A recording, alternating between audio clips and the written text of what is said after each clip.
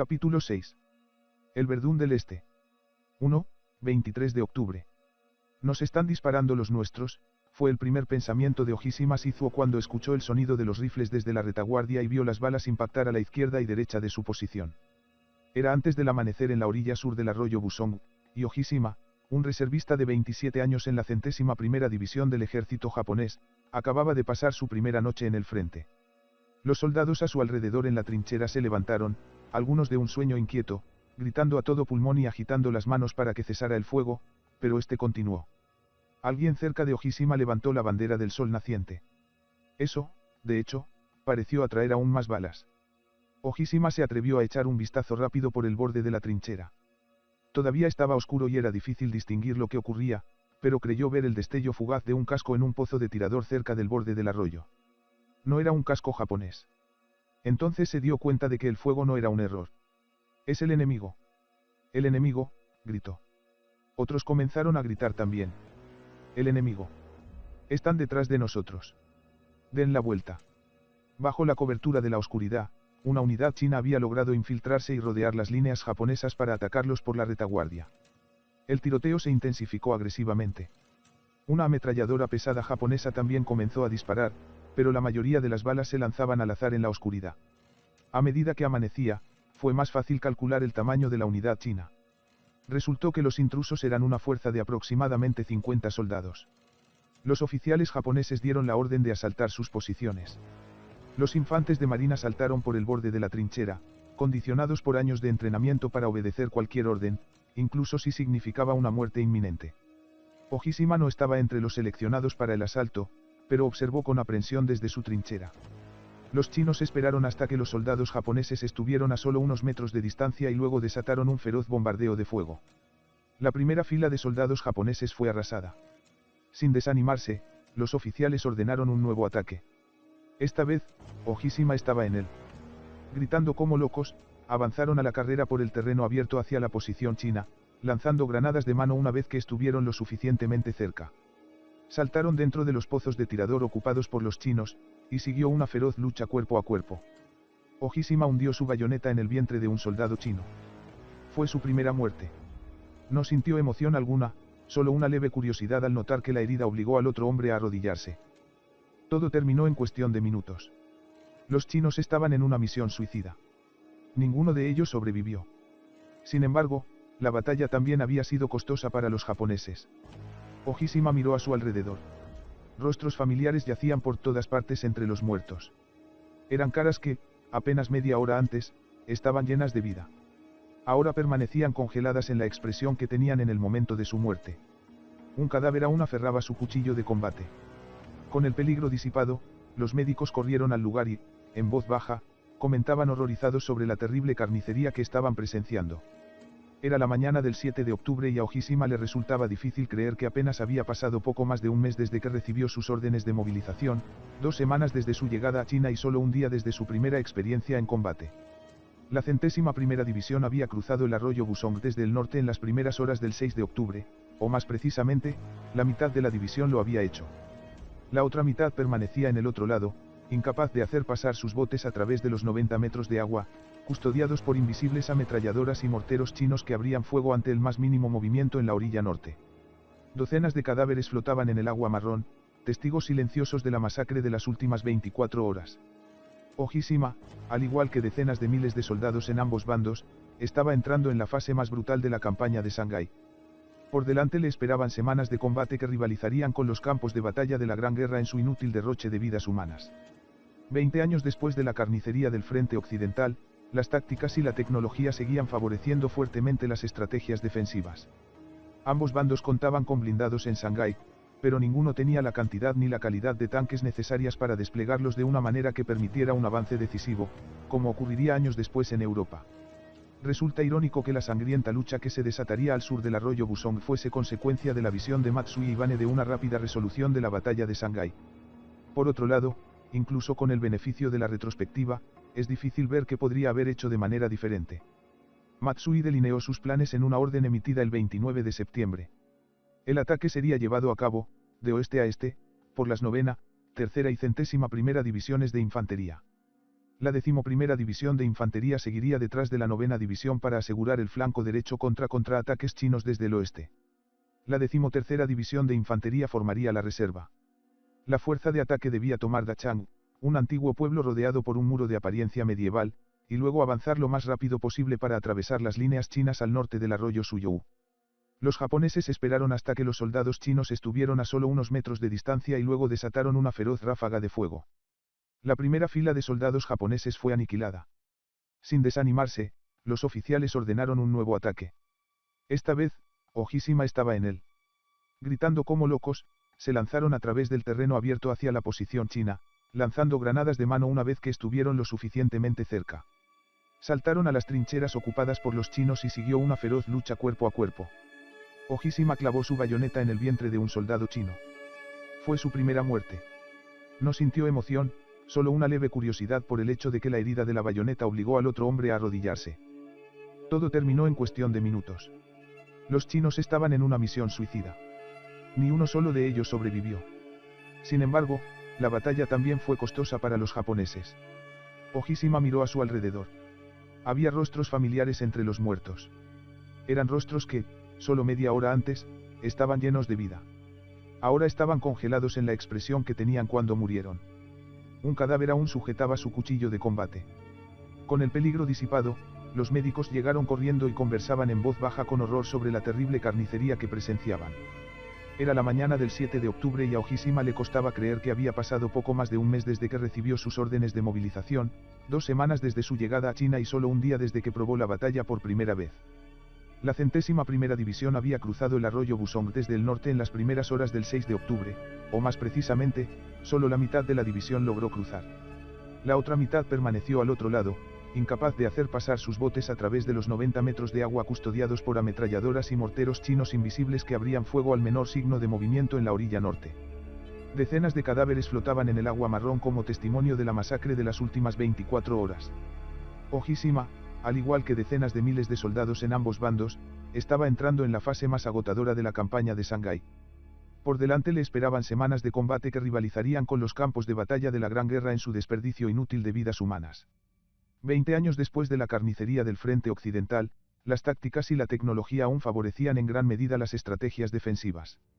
Ambos bandos tenían blindados en Shanghái, pero ninguno contaba con la cantidad o calidad de tanques para desplegarlos de manera que permitieran una ruptura decisiva, como sucedería algunos años después en Europa. Podría considerarse irónico que la sangrienta lucha que se desarrollaría al sur del arroyo Busong fuera causada por la visión de Matsui Ibane de poner fin rápidamente a la batalla de Shanghái. Por otro lado, incluso con el beneficio de la retrospectiva, es difícil ver qué podría haber hecho de manera diferente. Matsui delineó sus planes en una orden emitida el 29 de septiembre. El ataque sería llevado a cabo por las divisiones de Infantería 9ª, 3ª y 101ª, de oeste a este. La 11ª División de Infantería seguiría detrás de la 9ª División y aseguraría el flanco derecho contra contraataques chinos desde el oeste.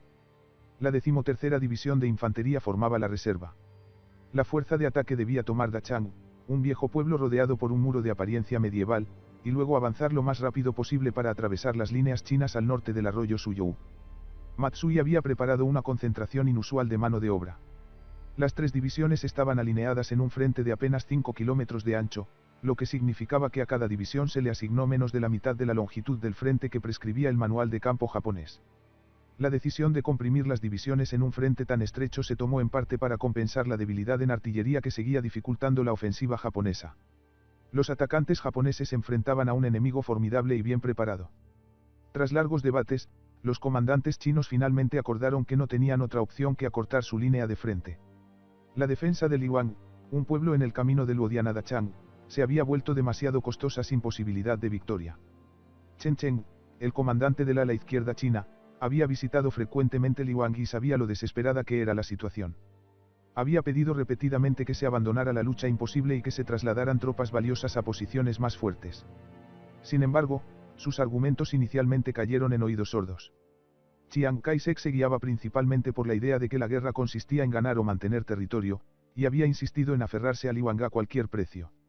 Solo después de que el frente chino al norte del arroyo Busong fuera penetrado en varios puntos a finales de septiembre, Chiang cedió, y los comandantes hicieron preparativos apresurados para retirar las fuerzas con el fin de preservar su fuerza y asegurar su capacidad para librar una campaña a largo plazo destinada a desgastar al enemigo hasta la muerte. Los chinos iniciaron una retirada combativa en la noche del 1 de octubre y completaron la operación al amanecer del 3 de octubre. Fue otra de las retiradas disciplinadas en las que los defensores chinos se habían vuelto expertos. La nueva línea se extendía poco más de 1 kilómetro al oeste de la carretera de Luodian a Dachang, ofreciendo a los defensores chinos excelentes oportunidades para hostigar al ejército japonés con fuego de flanqueo durante varios kilómetros mientras avanzaba hacia el sur. En el arroyo Busong, la línea china giraba hacia el este y seguía la orilla sur por varios kilómetros. El arroyo ofrecía a los defensores chinos una ventaja devastadora. A pesar de su nombre, sería más preciso llamarlo un río.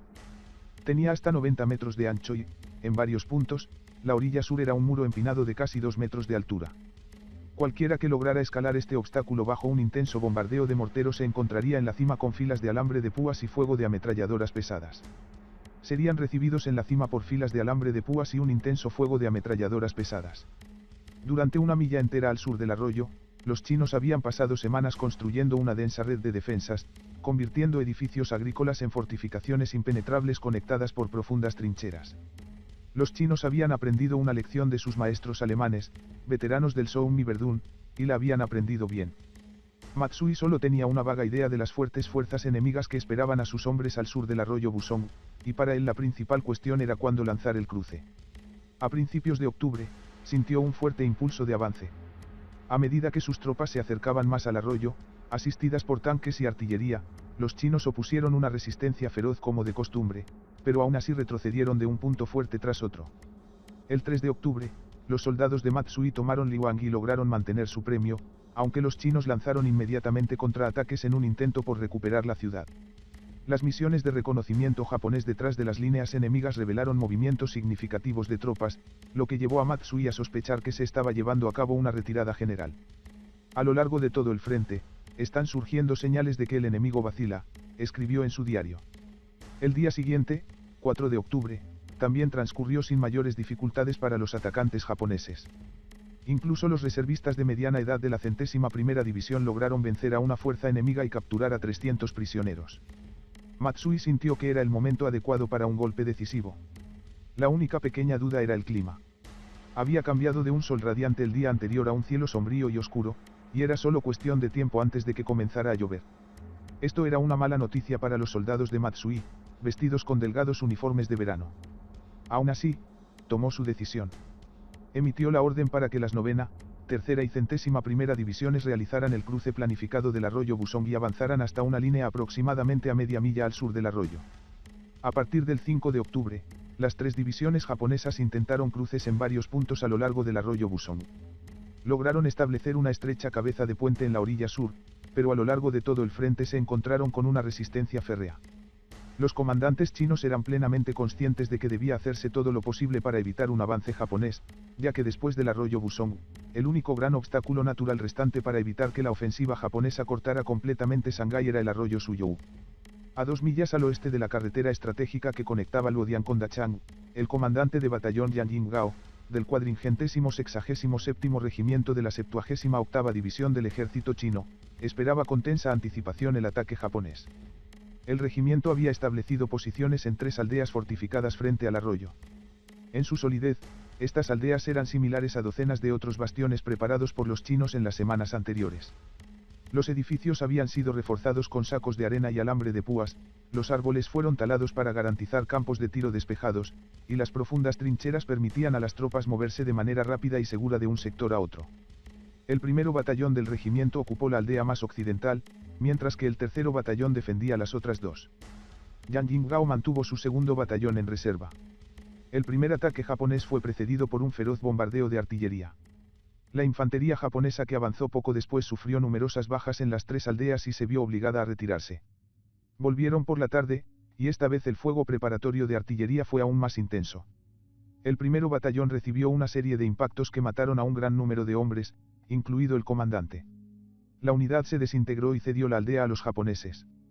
Yang Jingao, quien había observado la lucha desde la retaguardia, envió una compañía como refuerzo, pero esta fue completamente aniquilada en menos de 10 minutos. Al mismo tiempo, la aldea oriental también cayó en manos japonesas, dejando al tercero batallón casi rodeado en la aldea central de Tangbeizai. En ese momento, Yan recibió órdenes del regimiento de avanzar con sus tropas para aliviar al batallón asediado. Mientras marchaba hacia Tangbeizai, notó que una columna japonesa de unos 50 o 60 soldados se acercaba a su destino desde la dirección opuesta. De repente, desde los escombros humeantes de la aldea bombardeada, se disparó una ráfaga de tiros. La columna japonesa entró en pánico, se dispersó y se retiró. Uno de los pocos sobrevivientes del tercero batallón en Tangbeizai había decidido hacer una última resistencia. Esperaba ser superado por los atacantes japoneses, pero logró defender la aldea el tiempo suficiente para que el segundo batallón llegara y tomara el control de la defensa. Fue un pequeño triunfo, pero solo temporal. Como muchas otras fortalezas en el paisaje devastado por la guerra al sur del arroyo Busong, Tangbeizai terminaría siendo aplastada por la implacable maquinaria de guerra japonesa. Los comandantes chinos estaban desesperados por mantener el frente intacto el mayor tiempo posible, y cualquier fuerza fresca que llegara al área de Shanghái probablemente sería enviada inmediatamente a la línea del frente. Algunas eran de gran calidad. Entre ellas estaban las unidades de la División de Policía Tributaria. A pesar de su nombre, esta división se había convertido en una formación militar completamente equipada con un cuerpo altamente motivado y entrenado. Compuesta por 6 regimientos, contaba con más de 25,000 soldados bien armados, respaldados por oficiales duros y experimentados que anteriormente habían servido bajo el señor de la Guerra del Norte, Zhang Xueliang. Con gran urgencia, se ordenó a las unidades de la policía tributaria que se dirigieran a Tangqiaozan, donde la carretera del Luodian a Dachang cruzaba el arroyo Busong. Esta posición era clave en toda la operación, y cuanto más tiempo los chinos lograran mantener el puente, mayores serían sus esperanzas de frenar el avance japonés. La policía tributaria, que estableció fuertes posiciones en el extremo norte del puente, se encontró rodeada en 3 frentes. Las fuerzas opuestas se enzarzaron en feroces combates, llegando en ocasiones al combate cuerpo a cuerpo. Al segundo día de su llegada, las bajas habían aumentado tanto que las unidades de la policía tributaria fueron empujadas hacia el sur, cruzando el puente, que finalmente cayó en manos de los japoneses en su avance. Reinaba un ambiente de crisis cuando el Estado Mayor de la Tercera Zona de Guerra celebró su reunión, presidida por Chiang Kai-shek, en Suzhou el 11 de octubre. Había un consenso general en que los intentos realizados hasta el momento para detener el avance japonés hacia el sur a través del arroyo Busong no habían funcionado. Cada vez que las tropas eran lanzadas a la batalla, simplemente rebotaban contra el frente japonés sin recuperar ningún territorio significativo. Se necesitaba una acción más ambiciosa. Chen Cheng, el comandante del ala izquierda, sugirió un ataque en su sector, apuntando al área alrededor del Luodian. Sin embargo, la mayoría en la reunión consideró que una operación de ese tipo no tendría un impacto inmediato en el avance japonés cerca del arroyo Busong, por lo que la propuesta fue descartada.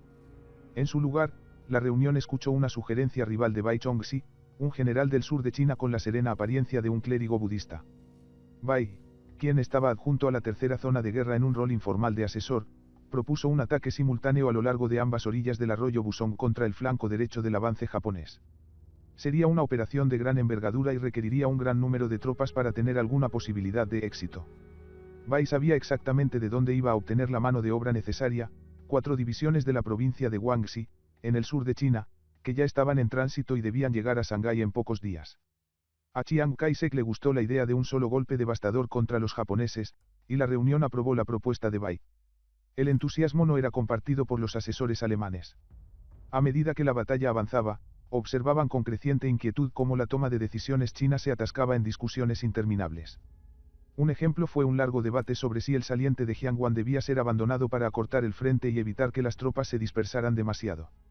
Solo después de muchas horas de discusión, los comandantes chinos decidieron desechar la idea, ya que causaría una reducción peligrosa del vínculo entre Shanghái y el interior de China. Los alemanes creían que tanto debate, que al final producía pocas decisiones, era consecuencia de la estructura del mando chino. Geu Zutong, el adjunto de Chiang en Suzhou, no solo tenía un jefe de Estado Mayor, sino también 2 asesores. Además, había generales individuales adjuntos informalmente al cuartel general de Geu. Para los alemanes, acostumbrados a jerarquías militares claras, esta era una disposición destinada a generar soluciones ineficaces. Las responsabilidades del jefe de Estado Mayor Real habían sido diluidas y se creó el escenario para interminables y estériles consejos, escribió Albert Neuger, uno de los asesores, tras su regreso a Alemania.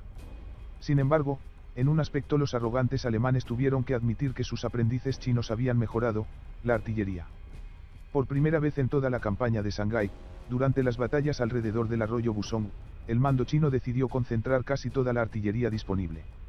Un total de 6 batallones de artillería fueron trasladados a posiciones en las cercanías de Nanxiang y puestos bajo el mando unificado del director de la Escuela de Artillería de Tanshan, cerca de Nankín. Desde allí, llevaron a cabo bombardeos coordinados durante la lucha por la crucial zona al sur del arroyo Busong. Los comandantes chinos habían sido reacios a llevar a cabo esta medida debido a su bien fundado temor de que cualquier concentración de artillería atrajera inmediatamente ataques aéreos enemigos. Para defender las posiciones, desplegaron varias baterías de cañones antiaéreos de 2 centímetros y una batería de cañones antiaéreos de 3.7 cm, que fueron posicionadas a ambos lados de Nanxiang. Resultó que estas armas, aunque no eran particularmente numerosas y de pequeño calibre, fueron suficientes para intimidar a los aviones japoneses, de modo que estos evitaron atacar la artillería por completo o lo hicieron desde una altitud tan alta que el efecto fue insignificante. «Hemos atrapado a un espía», gritó alguien. Soun Kasuo corrió hacia la voz. Desde que el joven líder de escuadrón japonés de 22 años había desembarcado en Busong con la tercera división, no había visto a un solo chino de cerca y tenía curiosidad por saber cómo lucían. El espía era una mujer de unos 60 años. Con voz baja, seguía murmurando en su propio idioma. Más soldados comenzaron a reunirse alrededor, discutiendo qué hacer con ella. De repente, una voz cortó el murmullo: «Yo la mataré». La voz pertenecía a un joven soldado con una apariencia refinada que delataba un origen familiar adinerado. Llevaba un cuchillo de combate en la mano. Sin dudarlo, se acercó a la anciana y le gritó: «Oye, tú». Cuando ella se giró, la apuñaló en el pecho. La mujer lanzó un breve grito. Estaba muerta antes de tocar el suelo. Soun Kasuo había sido criado por su abuela, una devota del budismo, quien le había enseñado que el mayor pecado posible era matar a un ser vivo. De niño, se lo había tomado en serio y sentía remordimiento incluso cuando pisaba hormigas de camino a la escuela. Sin embargo, todo eso quedaba en un pasado distante, y no hacía mucho había decapitado a su primer prisionero tras desembarcar en Shanghái. Su unidad había encontrado a 3 soldados enemigos mientras tomaban una posición china. Al principio, pensaron en fusilarlos, pero un soldado mayor, que había combatido previamente en el noreste de China, tuvo una mejor idea. «¿Por qué no les cortamos la cabeza?», sugirió. Se volvió hacia Soun. «Es realmente raro tener la oportunidad de decapitar a alguien. Es una experiencia que te puedes llevar a casa. Señor, debería intentarlo».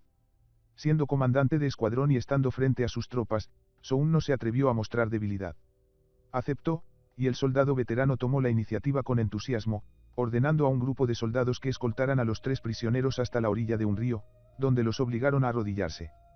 Soun se colocó detrás del primer prisionero y levantó su espada. De repente, sintió un pánico leve, pero no podía echarse atrás. «Mata», gritó con todas sus fuerzas. Golpeó con tal fuerza que la espada cortó limpiamente el cuello del hombre y enterró su filo en la tierra frente a sus botas. La cabeza cercenada rodó cuesta abajo como un balón y cayó al río con un pequeño y discreto chapoteo. Soun se giró y miró el cuerpo decapitado. Un grueso chorro de sangre brotaba. Luego se convirtió en un goteo. Todo había ocurrido en cuestión de segundos, pero para Soun fue como un sueño en cámara lenta. La guerra entre China y Japón fue un conflicto en el que no se daba cuartel. Los japoneses afirmaban públicamente que todos los prisioneros estaban siendo bien tratados, pero la realidad era muy diferente. Matsuya Ibane mencionó en su diario cómo una unidad que había logrado una victoria cerca de Busong terminó con 500 prisioneros. La actitud desafiante de los cautivos hizo que los japoneses se preocuparan de que pudieran representar una amenaza para la seguridad. «Así que fueron todos fusilados», escribió Matsui. El espía neerlandés de Fremery mencionó lo que describió como un número sorprendentemente bajo de prisioneros de guerra. Los japoneses afirmaban haber capturado a varios cientos, pero de Fremery se preguntaba si realmente existieron, lo cual es algo que se puede poner en duda con toda sinceridad. Hubo muy pocas deserciones en el ejército chino. Los soldados no tenían a dónde huir. Pocos eran de Shanghái y no habrían podido sobrevivir en un entorno ajeno, donde el dialecto era completamente diferente al suyo. Sin embargo, más importante aún, se exponían al riesgo de encontrarse con el ejército japonés, y desde el comienzo de la guerra circulaban rumores sobre el trato brutal que daban a los prisioneros. Cualquiera que cayera en manos japonesas era considerado prácticamente un hombre muerto. Los cautivos, incluidos civiles sospechosos de espionaje, eran interrogados y, una vez que no tenían más información que ofrecer, eran eliminados. El destino que esperaba a los prisioneros chinos también era bien comprendido dentro de las filas japonesas. cuando un sacerdote budista que servía como capellán militar entregó a un soldado chino que había capturado personalmente, suplicó a los soldados japoneses que le perdonaran la vida, sabiendo perfectamente que esto estaba lejos de ser una conclusión segura. Las ejecuciones solían realizarse mediante la decapitación, según el método tradicional. Los habitantes de Shanghái se acostumbraron a ver cuerpos decapitados flotando por el arroyo Suyou, congelados en la posición de rodillas en la que habían asumido el momento de su muerte. Esos fueron los afortunados. Se reportaron casos en los que prisioneros chinos heridos eran atados juntos, colocados boca abajo, rociados con gasolina y quemados vivos. Sus cadáveres tenían el brillo del barniz negro y sus extremidades estaban completamente retorcidas, relató un testimonio poco después de la batalla de Shanghái. Arrastrándose por el suelo, parecían tortugas. No es improbable que la perspectiva de una crueldad inimaginable a manos de los japoneses haya contribuido a la determinación china, demostrada desde el inicio de la batalla, de luchar hasta el último hombre. El maltrato a los prisioneros fue mutuo. Prácticamente no existían registros de prisioneros japoneses retenidos por mucho tiempo en manos de los chinos. Frecuentemente, esto se debía a las condiciones del frente de batalla, ya fuera en las zonas urbanas o en el campo circundante. En medio de un campo de batalla confuso y peligroso, simplemente no había dónde colocar a los cautivos.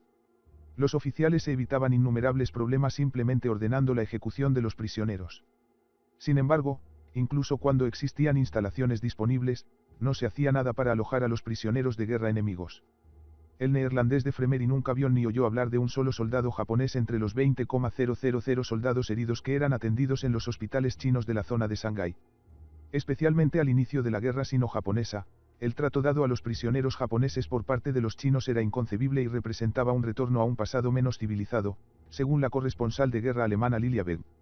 A menudo, los civiles participaban en el maltrato de los japoneses capturados. Abeck mencionó un caso en el que 2 pilotos japoneses fueron derribados durante un ataque en Nankín. Fueron despedazados por una turba enfurecida y, cuando llegó la policía militar, no pudieron encontrar ni un solo rastro de ellos en la escena. La ejecución de prisioneros japoneses, muchas veces de manera atroz, fue motivo de preocupación para el mando chino.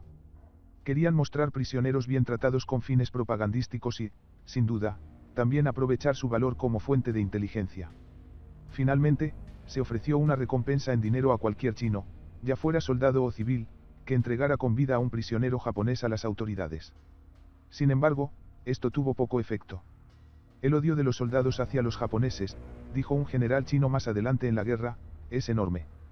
Es imposible hacer que entreguen a un prisionero en el cuartel general, aunque pagamos entre 50 y 100 yuans por cada entrega, y hay severos castigos por no hacerlo. Los soldados dicen que los prisioneros mueren en el camino. La escena le recordó a San Lir en la situación en la que un grupo de turistas baja de un tren y es asediado por empleados de hoteles rivales que compiten por ofrecer alojamiento. La única diferencia era que, cuando bajó del tren con sus soldados en plena oscuridad en la estación de tren de Nanxiang el 7 de octubre, las personas que lo agarraban de las mangas y le suplicaban que los acompañara eran oficiales de alto rango de divisiones diezmadas en el frente, desesperados por refuerzos. A sus 36 años, San comandaba una de las mejores unidades de China, el 4º Regimiento de la Policía Fiscal, un recurso codiciado. El resultado de la escena caótica en la estación de tren fue que fue asignado a la 88ª División, que había sufrido enormes bajas en los combates desde finales de agosto en la parte noroeste de Shanghái. Para el mediodía del día siguiente, casi todo el regimiento de San había sido desmantelado y enviado para reforzar unidades desgastadas a lo largo de toda la línea del frente de la 88ª División. Solo quedaban San y un grupo de unos 20 asistentes y oficinistas. A las 2 de la tarde, recibió una llamada de la división. Se necesitaban más refuerzos, ya que el frente estaba a punto de colapsar cerca de un pequeño puente al norte de Zabei. San respondió que no tenía más soldados disponibles, pero el oficial al otro lado de la línea insistió. Es una orden. Si desobedeces, serás sometido a una corte marcial. San no tuvo más opción que organizar apresuradamente a la veintena de soldados bajo su mando directo y marchar hacia el puente bajo una intensa lluvia. Cuando llegaron, vio a los soldados chinos retirándose en grandes cantidades. Les preguntó de qué huían, y la respuesta fue inmediata. Todos los oficiales se han ido, dijo uno de los soldados. Nosotros tampoco queremos morir. San les dijo que él era un oficial, de hecho, el comandante de todo un regimiento, y que se quedaría para luchar con ellos. Los japoneses, que avanzaban en su persecución, quedaron asombrados al ver que los chinos, de repente, se daban la vuelta y tomaban posición. San observó con satisfacción cómo las tropas enemigas perdían de inmediato el ímpetu y comenzaban a retroceder hacia sus posiciones originales. Debieron haber pensando, se dijo a sí mismo, que los defensores chinos habían recibido refuerzos considerables, en lugar de ser solo un pequeño grupo de 20 auxiliares de oficina con gafas. El avance japonés en ese sector había sido detenido. Empapado hasta los huesos y congelándose, San regresó para informar al comandante de la división. El general estaba sentado en su cuartel general, protegido de la lluvia, el frío y las balas enemigas, junto con dos de sus comandantes de regimiento. San se preguntó qué hacían allí, tan lejos del frente, y su satisfacción se convirtió en desilusión. San continuaría luchando valientemente en el frente de Shanghái durante el mes siguiente, pero ya se había dado cuenta de que los oficiales y los soldados no compartían las penurias en igualdad de condiciones. En los primeros días de octubre, mientras la batalla de Shanghái se decidía en los campos al oeste de la ciudad, la zona municipal y los suburbios inmediatos seguían siendo escenario de intensos combates. Los japoneses también lanzaron varios ataques contra el sector semirural de Jiangwan los días 2 y 3 de octubre, en un intento de desviar la atención de la artillería china, que en ese momento representaba un peligro significativo para la columna japonesa que se preparaba para cruzar Busong Creek. Todos los ataques fueron rechazados, con un alto costo para los atacantes, debido a una combinación de arrogancia japonesa y profesionalismo chino. Los japoneses habían subestimado a los chinos y habían preparado la operación con un mínimo de sigilo, lo que permitió a las divisiones que iban a ser atacadas, la 87ª y la 36ª, obtener información detallada sobre sus planes. Igualmente devastador para los japoneses fue el hecho de que habían reunido a sus fuerzas demasiado cerca del frente sin preparar un perímetro defensivo sólido, lo que dio a los chinos la oportunidad de lanzar ataques preventivos contra ellos. Para los asesores alemanes presentes en la zona, el exitoso trabajo de inteligencia demostraba que las divisiones de Nankín, que ellos mismos habían entrenado, seguían siendo superiores a casi cualquier otra unidad del ejército chino en el distrito de Zabei, una zona más urbanizada. Los visitantes extranjeros quedaron asombrados al presenciar la meticulosidad de las fortificaciones chinas. Cada calle era una línea de defensa y cada casa un pequeño fuerte, escribió un corresponsal impresionado tras visitar la zona. Miles de agujeros habían sido abiertos en las paredes, conectando el laberinto de callejones en un vasto sistema de defensa en profundidad. Cada intersección se había convertido en una mini fortaleza de acero y concreto. Incluso los restos de paredes bombardeadas tenían ranuras a nivel del suelo para ametralladoras y rifles. A primera vista, la ciudad parecía desierta, pero en todos los puntos estratégicos había centinelas listos para despertar a las tropas que descansaban completamente equipadas dentro de las ruinas más grandes. No es de extrañar que el ejército japonés estuviera meses retrasado respecto a sus propias declaraciones triunfalistas, comentó el corresponsal extranjero. La artillería en el lado este del río Wampu permaneció activa en octubre, pero operaba con la certeza de que cualquier ataque que lanzara sería respondido casi de inmediato con una fuerte represalia japonesa. Bajo estas limitaciones, San Zhengzi, comandante de un regimiento de artillería en Pudong, recibió la orden de bombardear el aeródromo de Gongda, que estaba cobrando mayor actividad y brindaba apoyo aéreo cercano a las tropas que combatían en Shanghái. Para que el ataque tuviera éxito, era necesaria una preparación meticulosa, y San Zhengzi llevó a cabo tareas de reconocimiento y planificación en cooperación con Gustav Boegel, un teniente alemán asignado como asesor a la artillería de Pudong. En la víspera del ataque, los soldados chinos posicionaron una batería de 8 cañones Bofors en un punto predeterminado a 300 yardas de la orilla del río. A medianoche, ya estaban todos en posición. Siguieron horas de espera hasta poco antes del amanecer, cuando el aeródromo encendió sus luces. Según el reconocimiento previo, habría una ventana de aproximadamente 50 minutos hasta el despegue del primer avión. Tomó un par de disparos a ajustar el objetivo, y luego los 8 cañones abrieron fuego en rápida sucesión, agotando su suministro de proyectiles en cuestión de minutos.